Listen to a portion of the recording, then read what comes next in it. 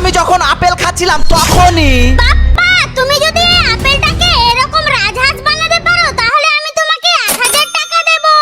কি 1000 টাকা? ঠিক আছে।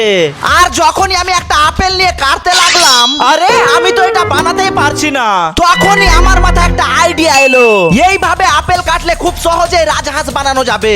আর এটা বানানোর জন্য লাগবে একটা আপেল আর 2টা চামচ। সবার প্রথমে আপেলটাকে অর্ধেক করতে হবে, তারপর দুই পাশে 2টা চামচ রেখে আপেলটার মাঝ বরাবর কাটতে হবে যতক্ষণ না পর্যন্ত চামচে ধাক্কা খাচ্ছে। এবার সাইডের চামচ বরাবর কেটে একটা টুকরো বার করতে হবে। সেম প্রসেস বারবার করে ছোট ছোট এরকম স্লাইস বের করতে হবে। তারপর পাখি ডানার মতো ছড়িয়ে দাও। একই ভাবে আবার অন্য পাশেরটাও বানিয়ে দিলাম। এবার বডিতে একটা ছোট খাঁজ করতে হবে এবং অর্ধেক আপেল থেকে কেটে মাথার আকার বানিয়ে দিলাম। আর চোখের জন্য আপেলের বীজ বসিয়ে বাস তৈরি হয়ে গেল আমাদের রাজহাঁস। এই নে বেটা তোর রাজহাঁস। আরে যা,